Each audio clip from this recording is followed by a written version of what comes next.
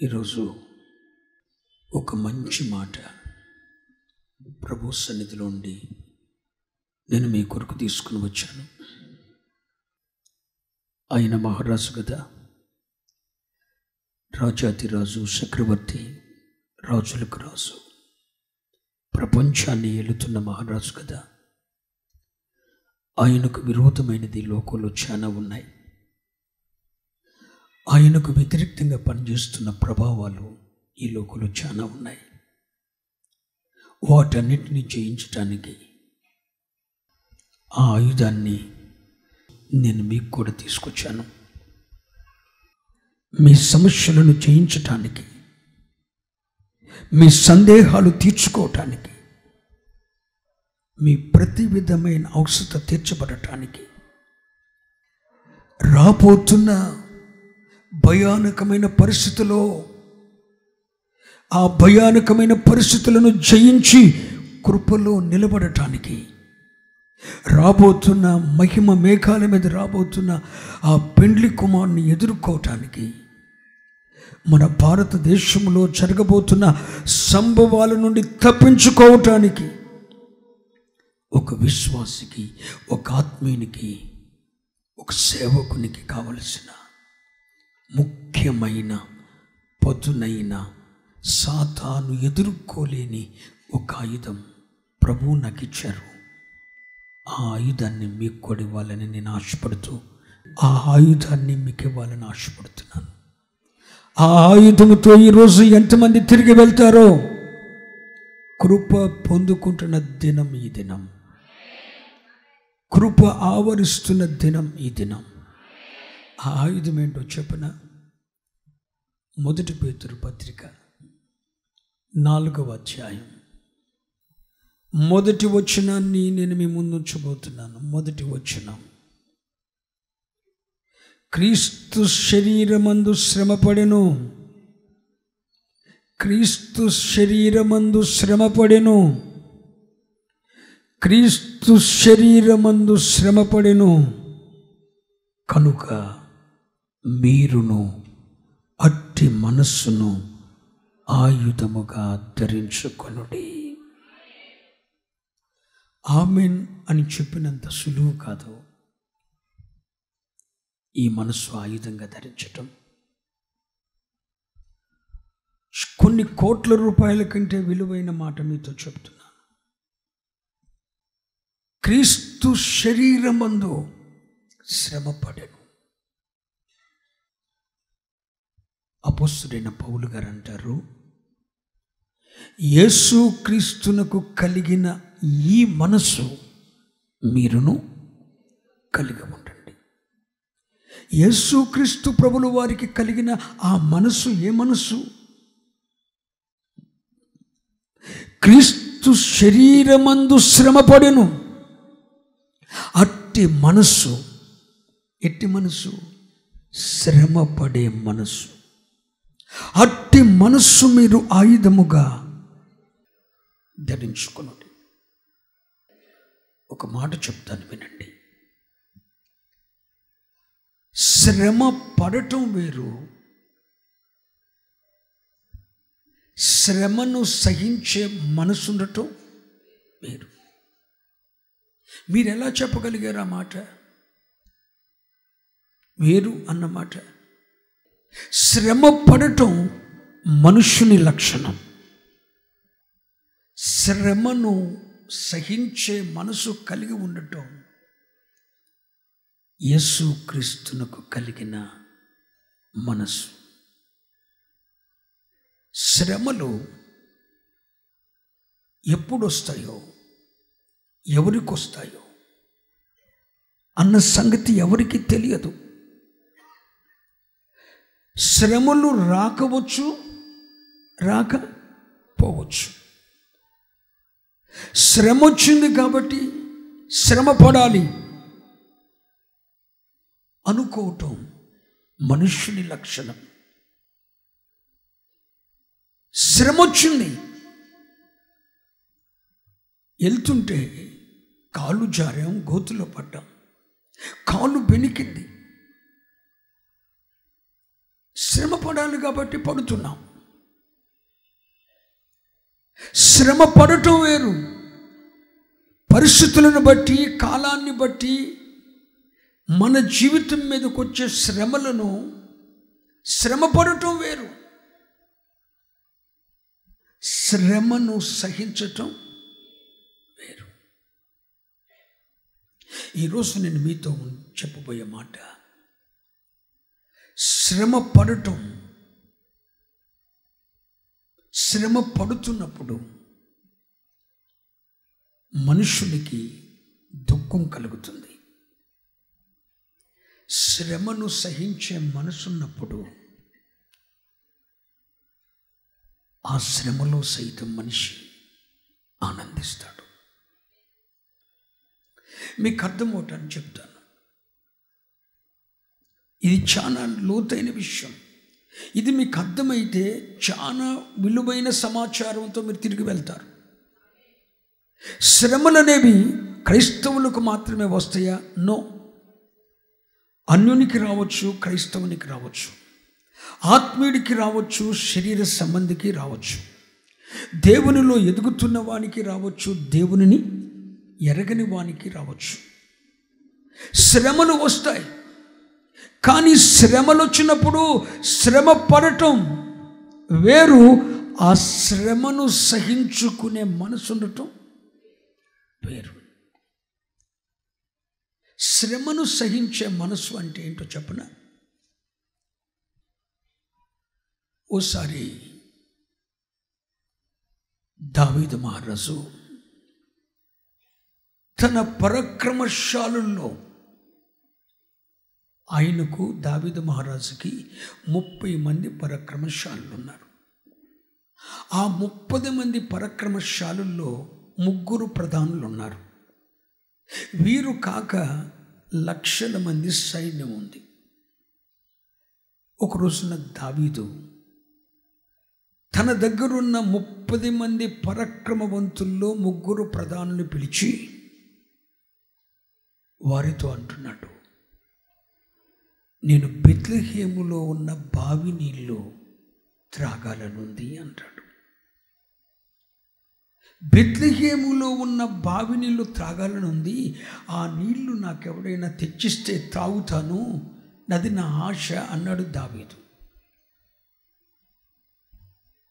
30 మంది ఉన్నారు, 3 ప్రధానులు ఉన్నారు. ఎప్పుడైతే దావీదు ఈ మాట అన్నాడో, ఈ 30 మంది పరాక్రమశాలులు ఏమన్నారో తెలుసునా? దావీదుకి ఏమైనా మతి చెడిందా? అదేంటి, బెత్లెహేము ఫిలిష్తీయుల ఆధీనంలోకి వెళ్ళిపోయింది. బెత్లెహేములో ఫిలిష్తీయుల దండంతా అక్కడే ఉంది. బెత్లెహేమును ఫిలిష్తీయులు వశం చేసుకున్నారు. బెత్లెహేమంతా కూడా శత్రువుల ఆధీనంలో ఉంది. ఆ ఫిలిష్తీయుల దండంతా కూడా బెత్లెహేములోనే ఉంది. ఫిలిష్తీయుల ఆధీనంలో ఉన్న బెత్లెహేముకి వెళ్ళి ఫిలిష్తీయుల సైన్యము ఉన్న బెత్లెహేములోకి వెళ్ళి ఎవడు తెస్తాడు మంచినీళ్ళు? అదెంత కష్టం, అదెంత కష్టం, అదెంత శ్రమ అనుకున్నారు. హలో, ఆల్రెడీ ఈ దావీదుతో కూడున్న వారు శ్రమ అనుభవిస్తూనే ఉన్నారు. కొన్ని కష్టాలు గుండా పయనిస్తూనే ఉన్నారు. శత్రువులు తరుముతూనే ఉన్నారు. కానీ ఇప్పుడు దావీదుకు ఒక ఆశ పుట్టింది, ఫిలిష్తీయుల ఆధీనములో ఉన్న బెత్లెహేములో ఉన్న నీళ్లు త్రాగాలి అని. ఆ నీళ్ళు ఎవరైనా తెచ్చిస్తే త్రాగాలని అని ఉంది అంటాడు. అదేమో శత్రువుల ఆధీనంలో ఉంది. శత్రువుల సైన్యం అంతా అక్కడే మోహరించి ఉంది. అయితే దావీదు యొక్క హృదయవాంఛనెరిగి ఎంత శ్రమైనా మేము సహిస్తాం, ఎంత శ్రమనైనా మేము ఎదుర్కొంటాం, ఎంత శ్రమనైనా తట్టుకుంటాం, నా రాజు యొక్క కోరికను తీర్చటానికి, నా రాజు యొక్క మనసు తీర్చటానికి, నా రాజు మనసులో ఉన్న కోరికను తీర్చటానికి, నా రాజు హృదయంలో ఉన్న అభిలాషను తీర్చటానికి మేమెంతటి శ్రమైనా ఎదుర్కొంటాం, ఎంతటి శ్రమనైనా తట్టుకుంటాం, ఎంతటి శ్రమైనా కష్టమైనా సహిస్తామని చెప్పి ఆ 30 మందిలో 3 ప్రధానులు ముందుకొచ్చారు. ఈ 30 మంది పరాక్రమవంతులు 3 ముందుకొచ్చి శత్రువుల చేతిలో ఉన్న బెత్లెహేముకు వెళ్ళి, శత్రువుల సైన్యము మోహరించిన బెత్లెహేముకు వెళ్ళి వారి దండులో చేరి బావిలో ఉన్న నీళ్లు తోడుకుని దావీదుకు తీసుకుని వచ్చారు. దావీదు చేతిలో పెట్టారు. దావీదు అంటాడు, మీ ప్రాణాలకు తెగించి తెచ్చిన ఈ నీళ్లు నేను ఎలా త్రాగుతాను? ఇవి దేవుని సన్నిధిలో ఒలికిస్తానని చెప్పి బలిపీఠం మీద వాటిని ఒలికించాడు తప్ప తను తాగలేదు. రాజుకి ఒక హృదయ వాంఛ ఉంది, రాజుకి ఒక కోరిక ఉంది, బెత్లెహేములో నీళ్లు త్రాగాలని. ఆ బెత్లెహేములో నీళ్లు త్రాగటానికి, ఆ బెత్లెహేములో నీళ్ల కోసం రాజు తప్పికొంటే, రాజు యొక్క మనసెరిగి, రాజు యొక్క కోరికనెరిగి ఆ నీళ్లు తేవటానికి 30 మందిలో 3 ముందుకొచ్చారు. లక్షల మంది సైన్యం రాలేదు, 30 మంది పరాక్రమశాలులు మేము కూడా వస్తామని అనలేదు. 3 బయలుదేరారు. ఆ 3 ఎవరంటే, ఎదురయ్యే శ్రమను సహించటానికి, శ్రమను సహించటానికి, వారు వెళుతున్న ప్రయాణములో రాజు యొక్క కోరికను తీర్చటానికి, వారు వెళుతున్న ప్రయాణములో వారికి ఎదురయ్యే శ్రమను సహించుకోవటానికి వాళ్ళు మనస్సును కలిగి ఉన్నారు. వారికి ఆ మనస్సు ఉంది కాబట్టి, ఆ ఎదురయ్యే శ్రమను సహించుకునే మనసుంది కాబట్టి అక్కడకు వెళ్ళారు. ఫిలిష్తీయుల దండులో చేరారు. బెత్లెహేము బావిలో ఉన్న నీళ్లు చేదారు. దావీదుకు తీసుకొని వచ్చారు. అక్కడ ఎంత శ్రమ ఎదురైనా, ఎంత కీడు ఎదురైనా, ఎంత ఉప్పెన ఎదురైనా, ఎంత శోధన ఎదురైనా దాన్ని సహించుకునే శ్రమపడి, రాజు కొరకు శ్రమపడే మనసు, రాజు హృదయవాంఛను తీర్చటానికి శ్రమపడే మనసు, శ్రమను సహించే మనసు ఆ 3 కలిగి ఉన్నారు. కనుకనే వారు వెళ్ళారు, బావిలో ఉన్న నీళ్లు తోడారు, దావీదుకు తోడుకుని వచ్చారు, దావీదు చేతిలో పెట్టారు. అప్పుడు దావీదు ఏం చేశాడో తెలుసా? లక్షల మంది సైన్యాన్ని పక్కన పెట్టి, 30 మంది పరాక్రమవంతులను పక్కన పెట్టి, వీళ్ళ 3 దేశములోని ప్రధానులుగా నియమించాడు. స్తోత్రం చెప్తారా? వీళ్ళ 3 దేశంలో ప్రధానులుగా నియమించాడు. ఈ పూట నేను మీతో చెప్తున్న మాట, నీవెంచుకున్న మార్గంలో, నీవెంచుకున్న మార్గంలో, ఫర్ ఎగ్జాంపుల్ నేను ఎంచుకున్నది సేవా మార్గం, నీవెంచుకున్నది యేసయ్య మార్గంలో నడవటానికి నేను ఎంచుకున్నాం. నాది సేవా మార్గం, నీది విశ్వాస మార్గం. అంతేకాదు, నీది ఒక వ్యాపార మార్గం అనుకో.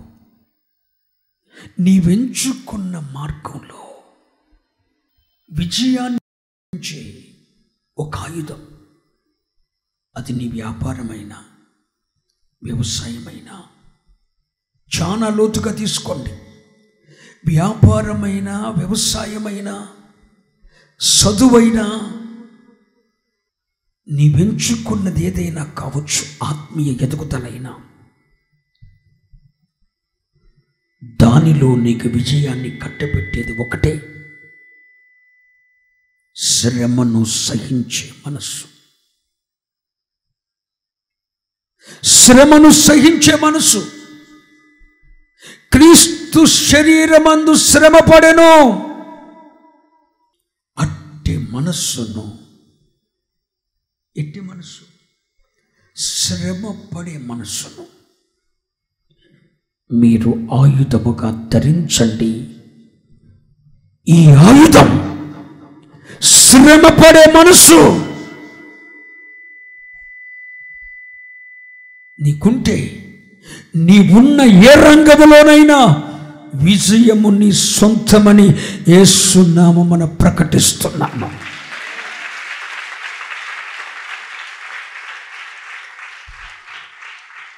నీవెప్పుడు ప్రధానిగానే నిలబడతావు. శ్రమపడే మనసు నీకుంటే, శ్రమపడే మనస్సు లేనివాడు, శ్రమపడే మనసు అనేది ఏంటో తెలుసా? శ్రమ పడటం వేరు. కష్టం వచ్చింది, శ్రమ పడాలి. అనారోగ్యం వచ్చింది, శ్రమ పడాలి కాబట్టి శ్రమ పడతావు. శ్రమ పడటం వేరు, శ్రమను సహించే శ్రమ పడే మనసు ఉండటం వేరు. శ్రమ పడే మనసు, ఏ శ్రమ ఎదురైనా, అది అనారోగ్యమైనా, ఆర్థికపరమైన ఇబ్బందులైనా, అది నీ అనారోగ్యమైనా సహించుకుంటావా నువ్వు?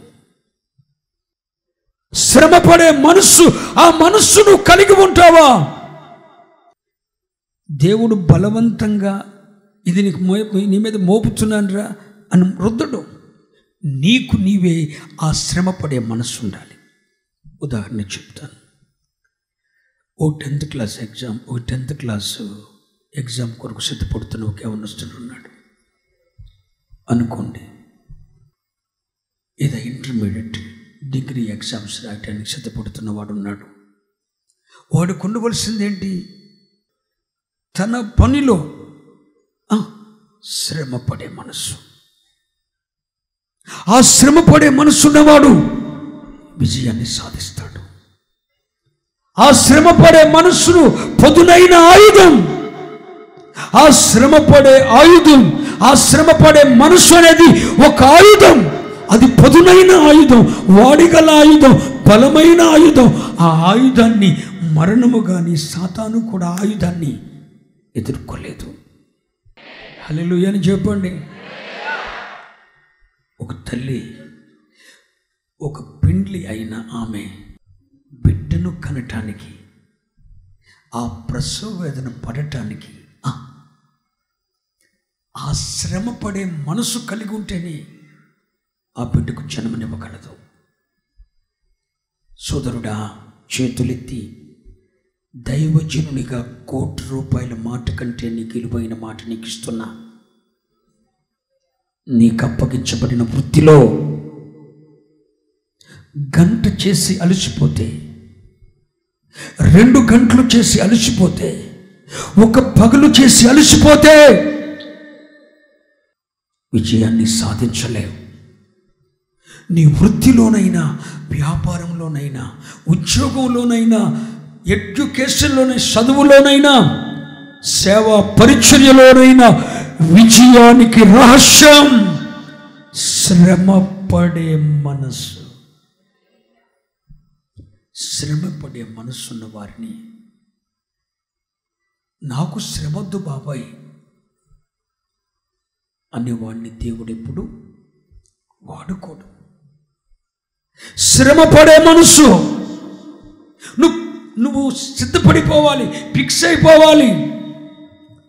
నాకు ఈ శ్రమ వస్తుంది, నేను దాన్ని ఎదుర్కొంటా. ఈ అనారోగ్యం వస్తుంది, ఎదుర్కొంటా. ఈ నిరాశ వస్తుంది, ఎదుర్కొంటా. రావచ్చు, రాకపోవచ్చు. రాకపోతే స్తోత్రం. ఒకవేళ వస్తే దాన్ని, ఆ శ్రమపడే మనస్సు నువ్వు. ఒక మాట చెప్పున, మనుషులు శ్రమ పడటానికి కాదు, సుఖపడటానికి అలవర్చుకున్నారు. రేపు నీ పరిస్థితి ఎలా మారిపోతుందో నీకు తెలియదు. నీ వృత్తిలో, నీ వ్యాపారములో, నీ వ్యవసాయములో, నీ సేవా రంగములో, నీవన్నిటా కూడా విజయం సాధించాలంటే శ్రమ పడే మనస్సు.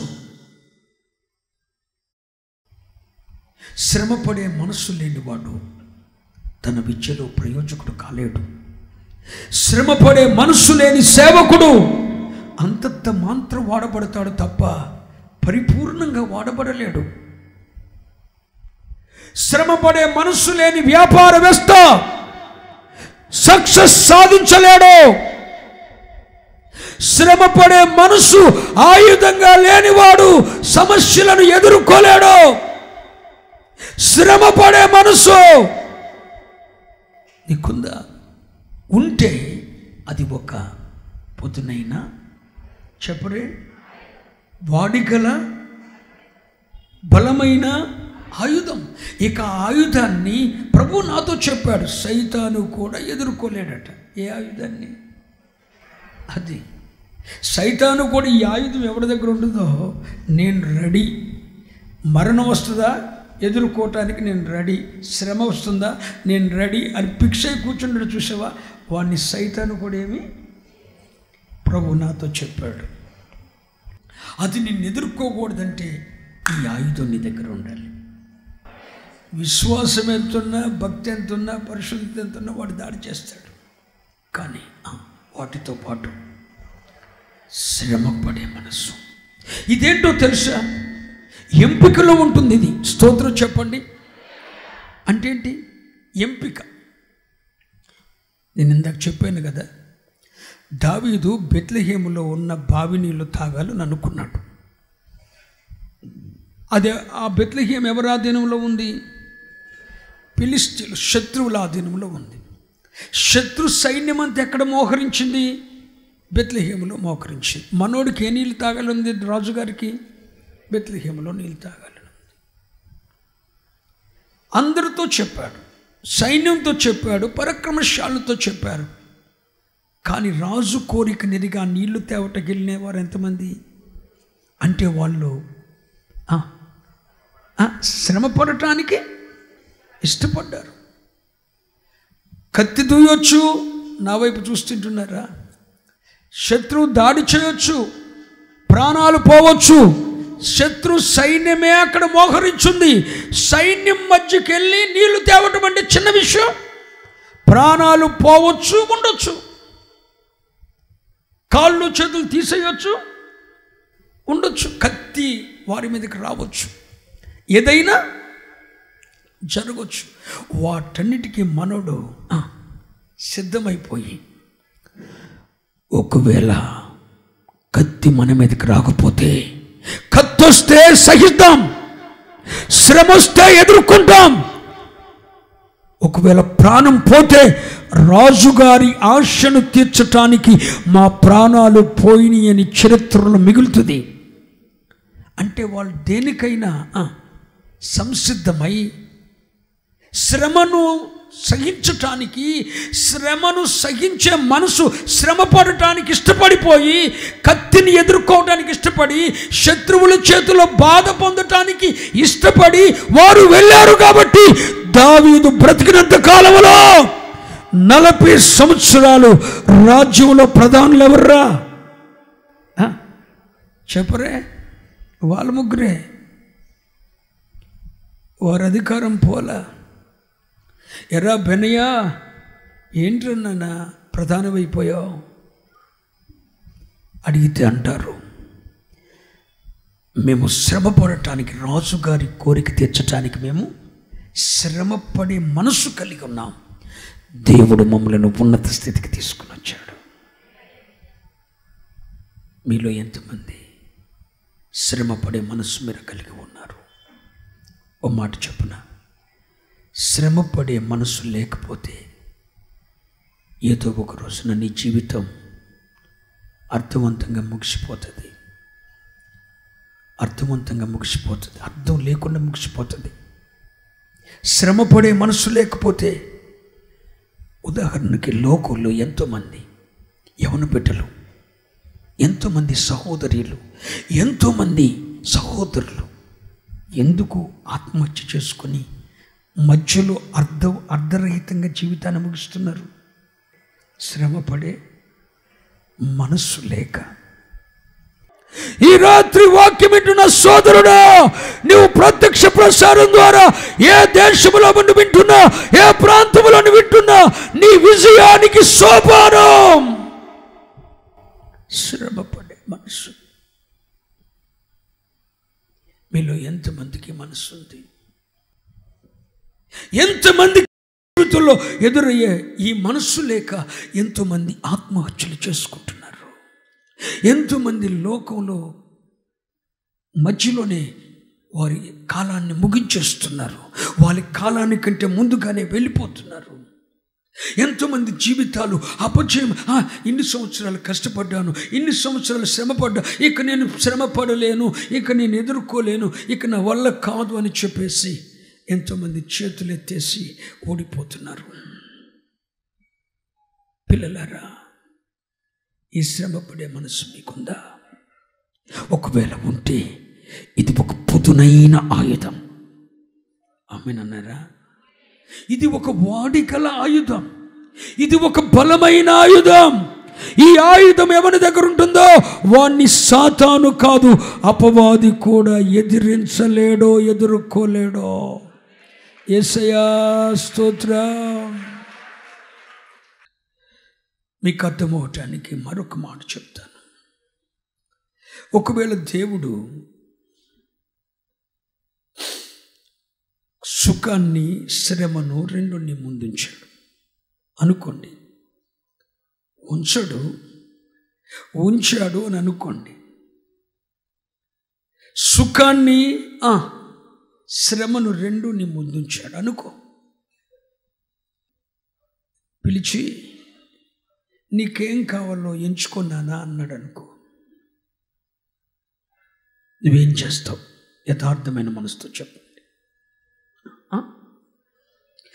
ఒక్క క్షణం కూడా కష్టం అన్నది లేకుండా సుఖపడే మనసు ప్రభువా అని అనేస్తాం కదా? చెప్పరే కదా? ఒకవేళ నువ్వు సుఖాన్ని ఎన్నుకుంటే రేపొద్దున భారతదేశ చరిత్ర మునుగడ మొత్తం అంతా తలక్రిందులైపోతుంది. చెప్తున్నాను, ఒక ప్రవచనం. యావత్ ప్రపంచం గడగడలాడే రోజులు మన ముందున్నాయి. మీరు ఒక మాట చెప్పునా, ఇది వరకటి వలె మన పూర్వీకుల నాటి దినాల వలె మన ముందున్న దినాలు సజావుగా సాగే దినాలు కాదు. ప్రపంచమంతా కూడా ప్రతి క్షణం గుప్పిట్లో ఉంటుంది. ఎక్కడ చూసినా యుద్ధ ఘోష వినబడిపోతుంది. భయంకరమైన తెగుళ్ళు. కరోనా అనుకోకండి, దాని తాతలు ప్రపంచాన్ని చుట్టుముట్టబోతున్నాయి. భయం గుప్పిట్లో ప్రజలు ఉండబోతున్నారు. ప్రపంచమంతా కరువుతో తాండవించబోయే రోజులు ముందున్నాయి.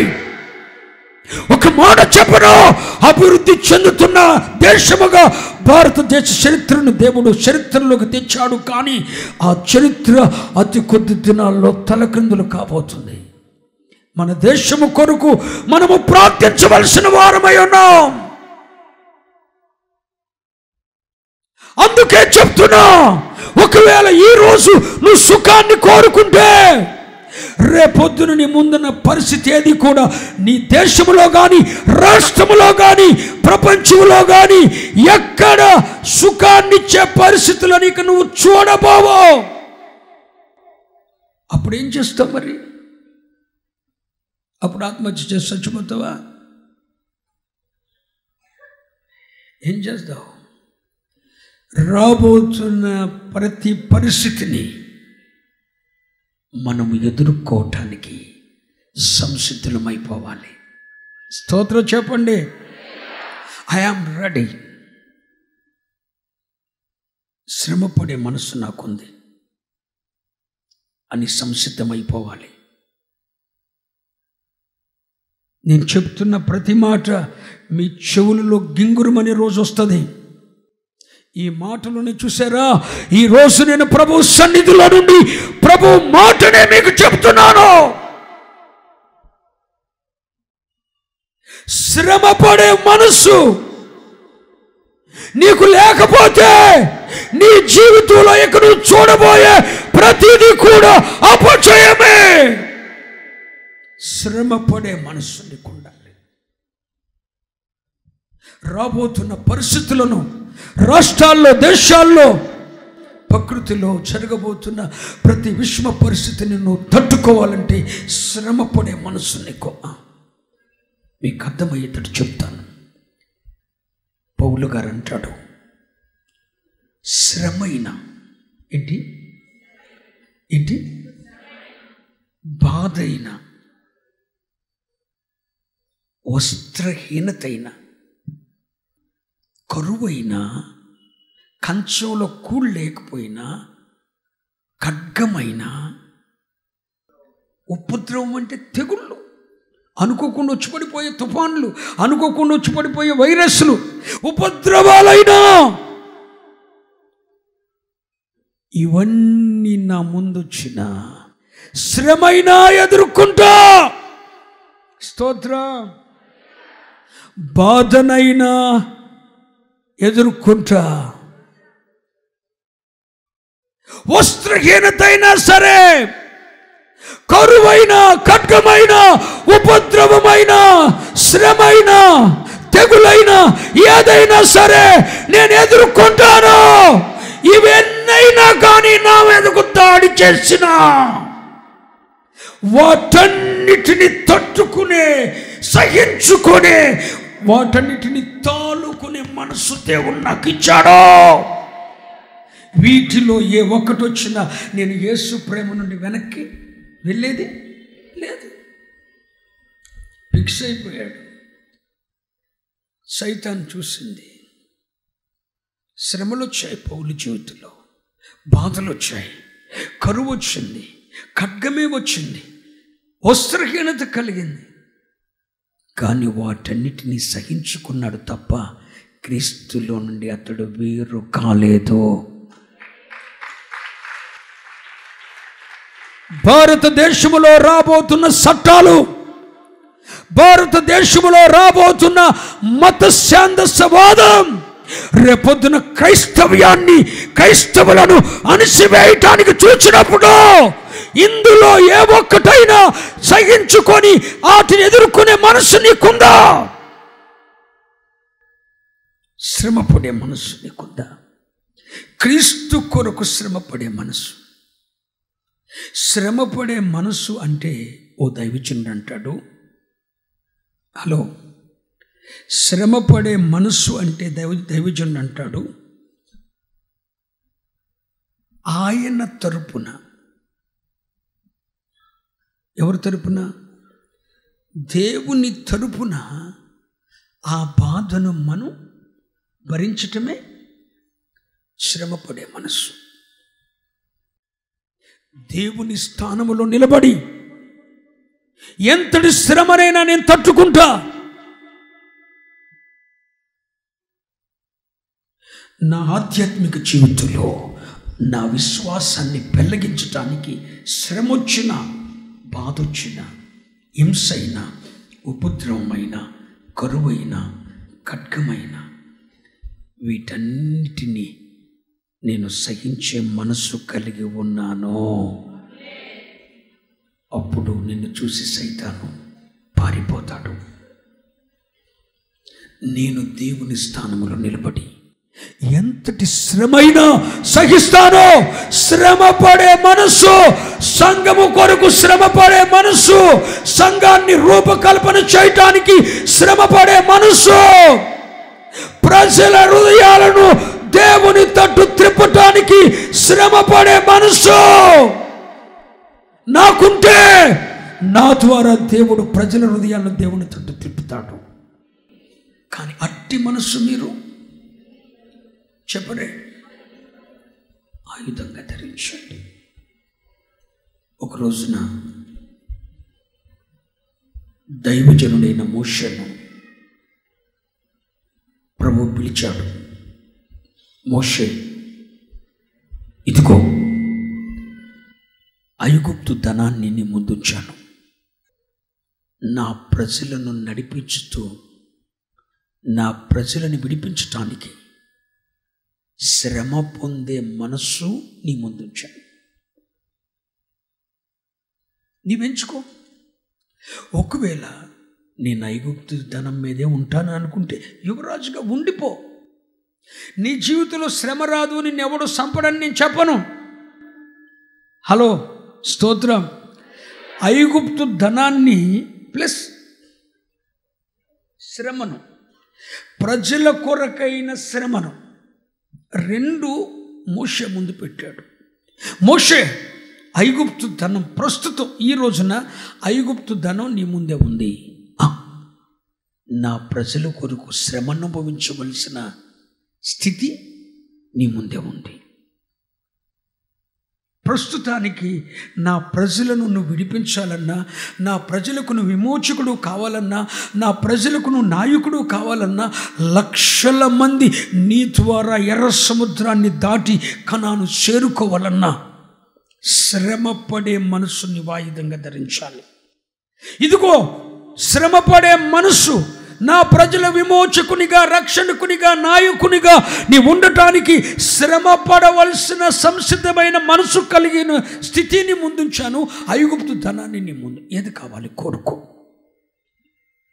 మోషే ఏం చేశాడో తెలుసునా? ఐగుప్తు ధనం కంటే దేవుని ప్రజల విషయమై కలుగు శ్రమ అనుభవించుట గొప్ప భాగ్యమని ఎంచుకున్నాడు.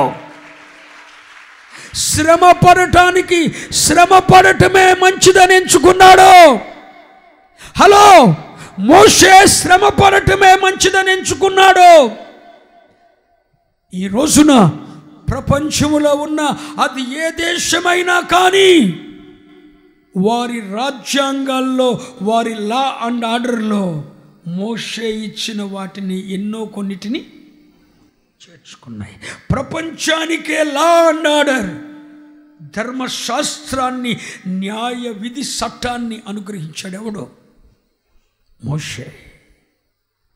ప్రపంచానికి ధర్మశాస్త్రాన్ని, ప్రపంచానికి లా అండ్ ఆర్డర్, నీతిని బోధించాడు.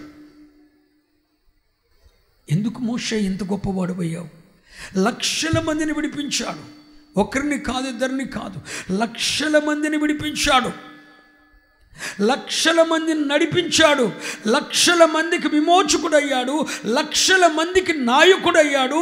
ప్రపంచానికే ధర్మశాస్త్రాన్ని, రాజ్యాంగ సమూహాన్ని అనుగ్రహించాడు. ఇంతటి గొప్పవాడయ్యాడు మోషే. ఎలా? మోషే అంటాడు, నేను దేవుని ప్రజలతో కూడా ఉండి శ్రమ అనుభవించటం మేలని ఎంచుకున్నా. ఒకవేళ మోషే ఐగుప్తు ధనాన్ని కోరుకుంటే, ఐగుప్తు ధనం కోరుకుంటే శ్రమలు రావా? చెప్పరేంటారా? దేవుని పిల్లలకు మాత్రమే శ్రమలు వస్తాయా? శ్రమలు మనకు వస్తాయని గ్యారంటీ లేదు. చెప్తున్న ఆ మాట కూడా, శ్రమలు నీకు వస్తాయని గ్యారంటీ లేదు. కానీ ఒకవేళ వస్తే దాన్ని సహించటానికి శ్రమపడే మనసుని ఆయుధంగా, అంతే. శ్రమపడే మనస్సు, ఎంతటి శ్రమైనా పడి నీ నీతిని నువ్వు కాపాడుకోగలిగిన మనస్సు నీ దగ్గర ఉంటే అది ఒక పొదునైన ఆయుధం. స్తోత్రం. మోషే ఏమెంచుకున్నాడు? శ్రమ పడటమే మేలని ఎంచుకున్నాడు. హెబ్రీ 11:26 చదవనవసరం లేదు, నా వైపు చూస్తూ వాక్యమేనండి. స్తోత్రం చెప్పండి. ఈరోజు నేను అడుగుతున్నా, ఒక తల్లిగా నీ బిడ్డల కొరకు శ్రమపడే మనస్సు నువ్వు కలిగి ఉన్నావా? ఒక తండ్రిగా, కుటుంబానికి నాయకునిగా పాపాన్ని వెలుగులోకి తెచ్చుకోవటానికి శ్రమపడే మనస్సును ఆయుధంగా కలిగి ఉన్నావా? ఒక సేవకునిగా సంఘాన్ని రూపుదిద్దటానికి, లక్షల మంది ప్రజలను విడిపించటానికి, నడిపించటానికి శ్రమపడే మనస్సు నువ్వు కలిగి ఉన్నావా? శ్రమపడే మనస్సు లేనివాడెవడు కూడా ప్రయోజకుడు కాడు, విజయాన్ని సాధించలేడు. శ్రమపడే మనస్సు. ఓ తల్లిగా నీ బిడ్డల కొరకు శ్రమపడే మనస్సు కలిగి ఉండాలి. ఒక భార్యగా, కుటుంబానికి నాయకురాలిగా, కుటుంబ వ్యవస్థను రూపకల్పటానికి శ్రమపడే మనస్సు ఆయుధంగా కలిగి ఉండాలి. నీ వృత్తిలో, నీ వ్యాపారంలో, దేవుడు నీకు ఇచ్చిన పనిలో విజయం సాధించటానికి శ్రమపడే మనస్సు నువ్వు కలిగి ఉండాలి. స్తోత్రం చెప్పండి, స్తోత్రం చెప్పండి. అట్టి మనస్సును మీరు ఆయుధంగా ధరించండి. నా జీవితంలో ఈ శ్రమ రాకూడదు అని అనుకున్నావా? ఖచ్చితంగా అది వస్తుంది. నా జీవితంలో ఈ అనారోగ్యం రాకూడదు అని అనుకోవద్దు. రానివ్వండి, దానిని నేను చెప్పడే ఆ శ్రమను నేను అనుభవిస్తా. అది నేనేం చేస్తుంది. నువ్వు సిద్ధమై ఉండాలి తప్ప ఎంతటి కష్టం వచ్చినా, పేదరికం వచ్చినా, శ్రమ వచ్చినా, బాధ వచ్చినా రానివ్వండి. మనుషులకు కలిగేవి తప్ప ఇంకేమీ రావుగా మనకి. వాటిని శ్రమపడే, వాటిని ఎదుర్కొనే మనసు, సహించే మనసు నాకు ఇచ్చాడు దేవుడు. ఎదుర్కొంటానని చెప్పి నువ్వు నిలబడగలగాలి. బాబోయ్, ఈ శ్రమ నాకు వద్దు, ఈ బాధ నాకు వద్దు అనుకుంటే నువ్వు విజయం సాధించలేవు సోదరుడా. శ్రమపడే మనస్సును ఆయుధంగా, స్తోత్రం చెప్పండి, శ్రమపడే మనస్సును ఆయుధంగా ధరించిన మోషే ప్రపంచానికే గొప్పవాడైపోయాడు. మోషే పేరు తెలవని దేశమేముంది? మోషే పేరు తెలియని వ్యక్తి ఎవడున్నాడు? అన్యుడికైనా తెలుసు మోషే పేరు.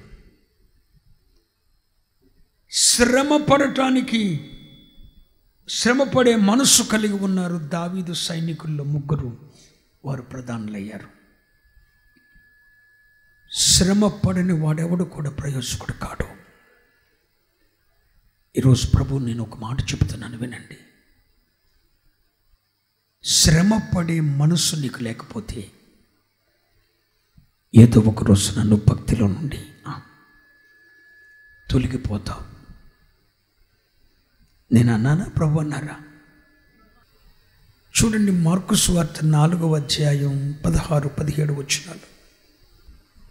అయితే వారిలో వేరు లేనందున, ఏం లేదు, వేరు లేనందున, వారిలో వేరు లేనందున కొంతకాలము వారు నిలుతురు గాని, కొంతకాలము వాక్యములో నిలుతురు కానీ, వాక్యము నిమిత్తము, చూడండి, వాక్యము నిమిత్తము శ్రమైనను హింసైనను కలుగుగానే వారు అభ్యంతరపడుదురు. స్తోత్రం.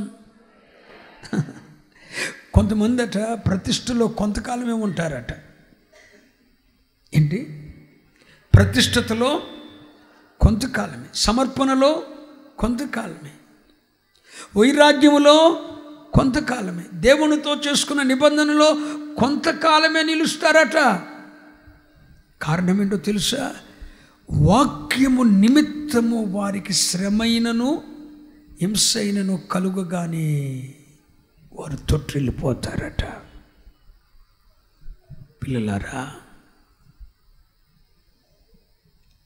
వాక్యము నిమిత్తం అందరూ అర్థం చేసుకోవాలి. నువ్వు వింటున్న వాక్యము నిమిత్తం శ్రమైన హింసైన కలగగానే తొట్టిల్లిపోయే వాళ్ళు ఎంతమంది? శ్రమను సహించే మనసు ఎవరికి ఉండదో వారు కొంచెము శ్రమ రాగానే తొట్టిల్లిపోతారు. శ్రమను సహించే మనసు, శ్రమపడే మనసు, భక్తి జీవితంలో, విశ్వాస జీవితంలో శ్రమపడే మనసు ఎవరు కలిగి ఉంటారో వారు ఎన్ని శ్రమల్లోనైనా నిలుస్తారు. స్తోత్రం చెప్పండి. నువ్వు దేవునితో ఒక నిబంధన చేసుకున్నావు, ప్రభువా నీ వాక్యానుసారంగా జీవిస్తాను. అందరూ వినండి, స్తోత్రం చెప్పండి. ప్రభువా నీ మాట ప్రకారం జీవిస్తాను, నీ వాక్యానుసారంగా జీవిస్తాను, నీ సేవకుడు మాకు ఇచ్చిన ఉపదేశం ప్రకారం బ్రతుకుతాను అన్ను తీర్మానం చేసుకున్నావు. చిన్న శ్రమ రాగానే తొట్టిల్లిపోయేవారు కొంతమంది. ఎందుకని? వారికి శ్రమ పడే మనసు. శ్రమ రాకపోతే భక్తిలో నిలుస్తారు, శ్రమ వస్తే తొట్టిల్లిపోతారు. శ్రమ రాగానే తొట్టిల్లిపోతారు. కారణం ఏంటి? వారికి శ్రమ పడే మనసు. ఉదాహరణ చెప్తా. నీ ఇంట్లో దేవుడు 10 రూపాయలు లేకుండా చేశాడు. భక్తిహీనుల దగ్గరికి వెళ్ళి చేయి చాపొద్దన్నాడు. నీ ఎదుట ఒక భక్తిహీనుడు ఉన్నాడు. నీ ఇంట్లో పైసా లేదు, సహాయం చేయటానికి నీ ఎదుట ఒక భక్తిహీనుడు ఉన్నాడు. ఇప్పుడు నీకు శ్రమ వచ్చింది, ఇంట్లో పైసా లేదు, శ్రమ. పైసా లేకపోయినా పర్లేదు, పోస్తుంటాను. ఆ భక్తిహీనుని వద్దకెళ్ళి మాత్రం సహాయం నేను అడగను అని ఎవడు నిలవగలుగుతాడు? శ్రమపడే, పైసా లేకపోయినా పోస్తున్నా సరే వాడి కవిటి తొక్కను, వాడి సహాయం కోరను. ఆ భక్తిహీనులు ఇచ్చేదాన్ని పుచ్చుకోను. నా దేవునితో, నా సేవకునితో చేసుకున్న నిబంధన నిలబెట్టుకుంటా అనేవాడు ఎవడో తెలుసా? శ్రమపడే మనసున్నవాడు నిలుస్తాడు. శ్రమపడే మనసు లేకపోతే, పైసా లేకపోతేనే ఆడి బతుకు అర్థమైపోతుంది. పిల్లలారా, పొస్తులుండైనా శ్రమపడే మనసు కలిగి పొస్తులుండైనా పరిశుద్ధతను కాపాడుకోవాలి తప్ప అనువుగాని తావుల్లో మనం నిలబడకూడదు. కొంతమందికి శ్రమపడే మనసు లేదు. దేవుని కొరకు నువ్వేమి శ్రమపడ్డావు? నీ నీతిని నువ్వు కాపాడుకోవటానికి నువ్వేమి శ్రమపడ్డావు? నీ పరిశుద్ధతను కాపాడుకోవటానికి నువ్వు పడిన శ్రమ ఏంటి? చెప్పండి. నా వాక్యానుసారంగా జీవించటానికి నా రక్త సంబంధికులందరినీ నేను ఒలివేసుకున్నానని చెప్పగలవా? భక్త సింగయ్య గారి దగ్గరికి వెళ్తే, సాధు సుందర్ సింగయ్య గారి దగ్గరికి వెళ్తే, కప్తార్ సింధు దగ్గరికి వెళ్తే వాళ్ళు చెప్తారు, అయ్యా ప్రభు కొరకు తల్లిదండ్రులను, అన్నదమ్ములను, అక్క చెల్లెండ్రను, గ్రామాలను, కుటుంబాలను, భార్యలను సైతం మేము వదులుకున్నాం, శ్రమపడ్డాం. భక్త సింగ్ గారు భార్యను వదులుకోలేదా? సాధు సుందర్ సింగ్ గారు కుటుంబాన్ని వదులుకోలేదా? కప్తార్ సింగ్ గారు గ్రామం చేత వెలివేయబడలేదా? వీరికి ఎవరైనా రక్త సంబంధికులు ఉన్నారా? వారు ప్రపంచంలో గొప్పవారయ్యారండి. ప్రభు కొరకు ఎంత శ్రమ పడ్డారంటే అందరిని వదులుకున్నారు, ఆస్తుల్ని వదులుకున్నారు. పురుషోత్తమ సోదరి గారు ఒక కోటీశ్వరుడు. ప్రభు కొరకు భార్య, కుటుంబాన్ని, ఆస్తులన్నీ వదులుకొని సంచి తగిలించుకొని సువార్త చేశాడు. వీరందరికీ ఏ మనసుంది చెప్పడే? శ్రమపడే మనసుంది. శ్రమ పడే మనసు ఉంది కాబట్టి భార్యలు విడిచిపెట్టిన, కుటుంబాలు వెలివేసిన, రక్త సంబంధికులు వదిలేసిన, ఆస్తులు పోయినా, భిక్షెత్తవలసిన పరిస్థితి ఏర్పడిన పరిశుద్ధతను కాపాడుకున్నారు, శ్రమలో నిలిచారు. కారణం ఏంటంటే వారికి ఏ మనసు ఉంది. కానీ వాక్యము నిమిత్తం శ్రమ కలిగితే నీవన్నీ వదిలేసుకుంటావు. అసలు నేను అడుగుతున్నా, రాజుగారి హృదయ వాంఛ తీర్చటానికి ప్రాణాలను పోగొట్టుకొని సావటానికి సిద్ధపడి శ్రమ పడే మనసు కలిగి దండులోకి వెళ్ళిపోయారు. నేను అడుగుతున్నా, నీ దేవుని హృదయ వాంఛ తీర్చటానికి నీ సేవకుడు నీకు నేర్పిన మాట అవలంబించటానికి నువ్వేం చేశావు? నువ్వేమి చెయ్యవు. అసలు నీ దగ్గర త్యాగం లేదు. నువ్వు శ్రమ పడలేవు. నీకు కావాల్సింది సుఖం. ప్రభువు కొరకు నువ్వు పడిన శ్రమ ఏంటి? పస్తులున్నావా? ఈ పైసా అన్యజనులిచ్చే పైసా నాకు అక్కర్లేదని వదిలేసావా? ఆ ప్రభువు కొరకు నువ్వు చేసింది భక్తిహీనులతో సహవాసం మానేసావా? మారు మనసు అనుభవం లేని నీ వారితో పొత్తు పెట్టుకోవటం మానేసావా? నువ్వు దేన్ని వదులుకోగలిగావు? ప్రభువు కొరకు నువ్వు పడిన శ్రమ ఏంటి?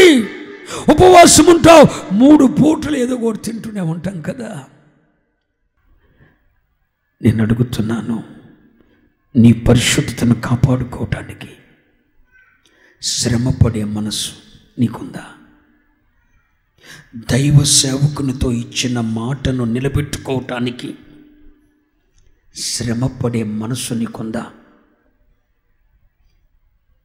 వెళ్ళకూడని తావుల్లోనికి వెళ్ళకుండా, నిలవకూడని తావుల్లో నిలవకుండా, ముట్టకూడని దాన్ని ముట్టకుండా, ఇదిగో పొస్తైన ఉంటాం కానీ ఈ రాజు తినే ఆహారాన్ని మేము ముట్టుకోం. నువ్వేది వాక్యోపదేశం వింటున్నావు, కన్నీరు విడుస్తున్నావు. ప్రభు కొరకు శ్రమ పడే మనసేది.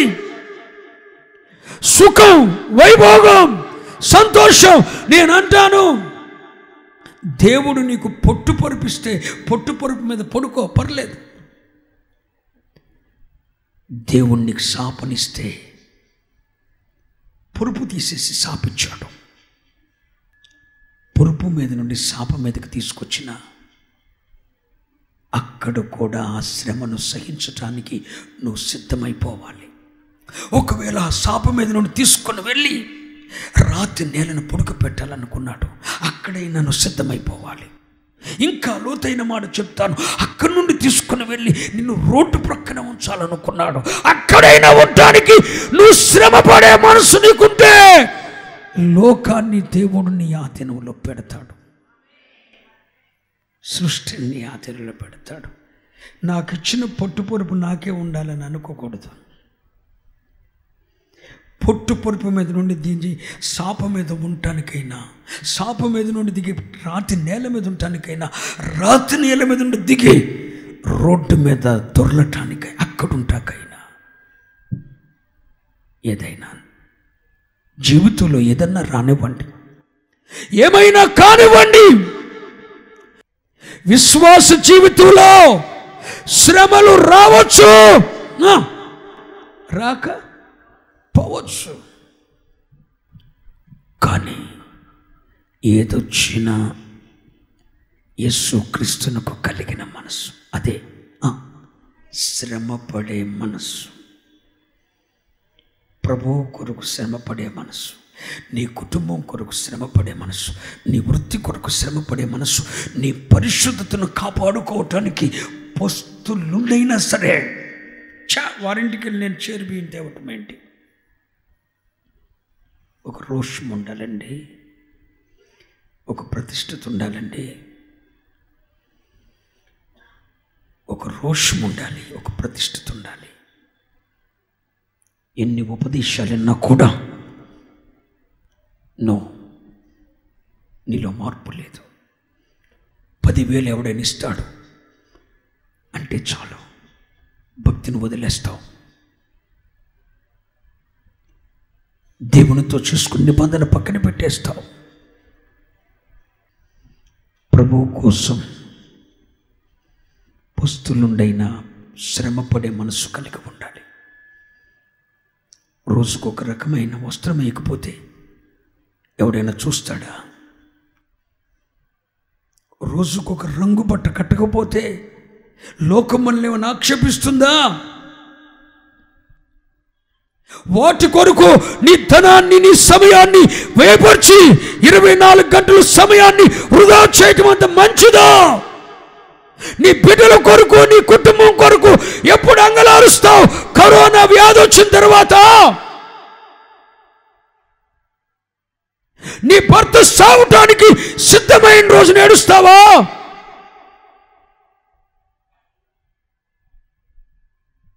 నీ భర్త, నీ భార్య వ్యభిచార గృహాల్లో చిక్కబడిన తర్వాత ఏడుస్తావా? ఆ రోజు ఏడవద్దు. బలముందని, ధనముందని, ధనముతో శరీర సుఖాలు తీర్చుకోవచ్చని శరీర విషయంలో శ్రమ పడటం మానివేసి శరీర సుఖాల కొరకు ప్రాకులాడుతూ జీవితాలు నల్లకల్లులో చేసుకుంటున్న వాట్లరా, కాస్తంత శ్రమ పడటం నేర్చుకోండిరా. పరిశుద్ధత కొరకు పస్తులుండటం నేర్చుకోండి. దేవునితో చేసిన నిబంధనను నిలబెట్టుకోవటం కొరకు అవసరమైతే శ్రమను ఎదుర్కోవటం నేర్చుకోండి. శ్రమను సహించండి. ఒక మాట చెప్తున్నాను, శ్రమను సహించిన ఏ సోదరైనా, ఏ సోదరుడైనా, ఏ చెల్లైనా, ఏ తమ్ముడైనా రాబోతున్న కాలంలో ప్రపంచంలో వారే కనులుగా ఉండబోతున్నారు.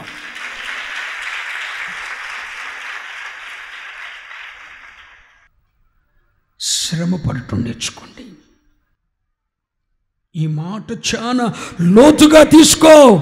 సుఖం కోసం వెళితే ఎదురయ్యేది కష్టం.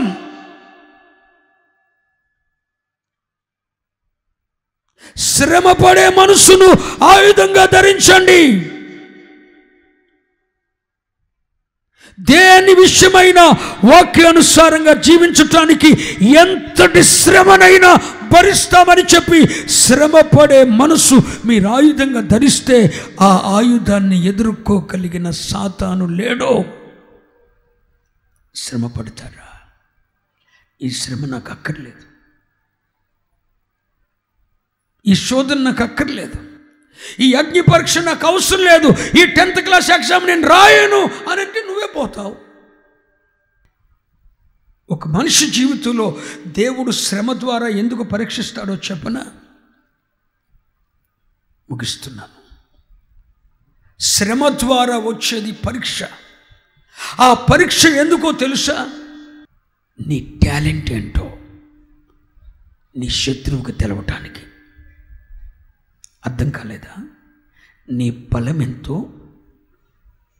నీ శత్రువుకు తెలవటానికి నీకు పరీక్ష పెడతాడు. నెక్స్ట్ నీలో ఎంత సామర్థ్యం ఉందో నీకు నీవు తెలుసుకోవటానికి, నాలో ఎంత సామర్థ్యం ఉందా అని నీకు తెలియచేయటానికి పరీక్ష పెడతాడు. మరొక విషయం ఏంటో చెప్పిన, దేవుని ప్రణాళికలో నిన్ను ఉన్నతమైన వ్యక్తిగా తీర్చిదిద్దటానికి పరీక్ష పెడతాడు. ఈ శ్రమలను తాళుకోగలిగితే, యేసుక్రీస్తు ప్రభువారు శ్రమ పడ్డాడు. ఎంత శ్రమ పడ్డాడు? ఆయన పడిన శ్రమ లోకానికి విమోచనగా మారిపోయింది. స్తోత్రం. లోకానికి విమోచకుడైపోయాడు, లోకానికి రక్షకుడైపోయాడు, మనుషులందరికీ రక్షకుడు, యావత్ ప్రపంచానికి విమోచకుడిగా మారిపోయాడు. ఎలా? శ్రమ పొంది. స్తోత్రం. నీ ఒక్కదానివి పరిశుద్ధత కొరకు శ్రమ పొందగలిగితే, నీ ఒక్కడువు పరిశుద్ధత కొరకు శ్రమ పొందగలిగితే నీ బిడ్డలను గొప్ప వ్యక్తులుగా చూస్తావు. నువ్వు నిజమే, నువ్వు కష్టంలో ఉన్నావు, ఆదరించడానికి భర్త లేడు, చెప్పుకోవటానికి ఎవరు లేరు అని ఎవరినో దగ్గరికి తీయొద్దు. వాడి వలన నీ ఆశీర్వాదం భంగమైపోతుంది. శ్రమపడు. నీకు భర్త లేడని ఎవరో పరాయి పురుషుణ్ణి ఆదరణగా ఉంటారని దగ్గరకు తీయొద్దు.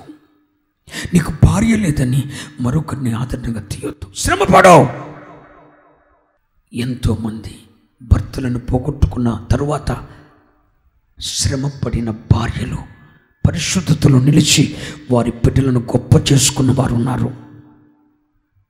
ఎంతోమంది భర్తలు భార్యలను పోగొట్టుకున్న తరువాత పవిత్రతలో నిలబడి శ్రమపడి తన బిడ్డలను ఉన్నత స్థితికి తెచ్చిన వారు ఉన్నారు. నీ ఒక్కళ్ళు శ్రమపడితే పరిశుద్ధతలో నిలబడటానికి, దైవ సేవకుని దప్పిక తీర్చడానికి, దేవునితో ఇచ్చిన మాట నెరవేర్చడానికి, పరిశుద్ధతలో నిలబడటానికి నీ ఒక్కదానివి, నీ ఒక్కడవు శ్రమపడే మనస్సు నీకుంటే నిజమే, వాక్యానుసారంగా జీవించడం శ్రమే. వెళ్ళొద్దు అంటారు, శ్రమ కాదా? ఆ మార్గం వెళ్ళొద్దు అంటారు, ఇది చెయ్యొద్దు అంటారు, ఇది పుచ్చుకోవద్దు అంటారు, ఇది కట్టుకోవద్దు అంటారు, ఇలా ఉండొద్దు అంటారు. ఇదంతా శ్రమే. ఈ శ్రమ నీ ఒక్కదాను పడగలిగితే, నీ ఒక్కడు పడగలిగితే నీ బిడ్డలను భావితరాలకు ప్రయోజకులుగా నీవు అందిస్తావు. శ్రమ పడే మనస్సు. నీ కోరికలున్నాయి, ఇచ్చలున్నాయి, కామ క్రోధ మదమాశ్చర్యాలు నీ శరీరంలో ఉప్పొంగుతున్నాయి. వాటిని తట్టుకోవటం శ్రమే, అణుచుకోవటం శ్రమే. అణుచుకో, శ్రమపడి చంపుకో. శ్రమపడు. నీ ఇచ్చలను చంపుకోవటానికి శ్రమపడు. ఒక తల్లి వ్యభిచార గృహాల్లోనికి వెళ్తున్నా తన కుమారుణ్ణి మార్చుకోవటానికి లెగిస్తే వేశ్యల గృహాల్లో ఉండేవాడట తన కుమారుడు. తన కుమారుణ్ణి మార్చుకోవటానికి 8 సంవత్సరాలు ఒక్క పూట టిఫిను లేదు, సాయంత్రం భోజనం లేదు. ఒక్క పూట భోజనం చేసి ఒక్క పూట మంచినీళ్ళు తాగి దేవాలయాన్ని విడవకుండా దేవాలయంలోనే ఉండి 8 సంవత్సరాలు ఉపవాస ప్రార్థన చేసి తన బిడ్డను మార్చుకుందట. ఆ బిడ్డ ప్రపంచాన్ని సువార్తతో నింపేశాడు. అతడెవరో కాదు, అగస్టిన్, సెయింట్ అగస్టిన్. తన ఒక్క బిడ్డ కొరకు ఏమి శ్రమ పడింది. 8 సంవత్సరాలు ఒక్క పూట నీళ్ళు తాగేది, ఒక్క పూటే పట్టెడన్నం ఎలితిగా భోజనం చేసేది. ఆ తల్లి ఒక్కటి శ్రమ పడింది, ప్రపంచానికి ఒక బహుమానాన్ని ఇచ్చింది. నీవు శ్రమ పడగలవా? నీ ఒక్కదానివి ప్రభు కొరకు శ్రమ పడగలవా? నీ ఒక్కడివి ప్రభు కొరకు శ్రమ పడగలవా? నీ ఒక్కడితోనే దేవుడు మహత్కార్యాన్ని చేయాలని ఆశపడుతున్నాడు.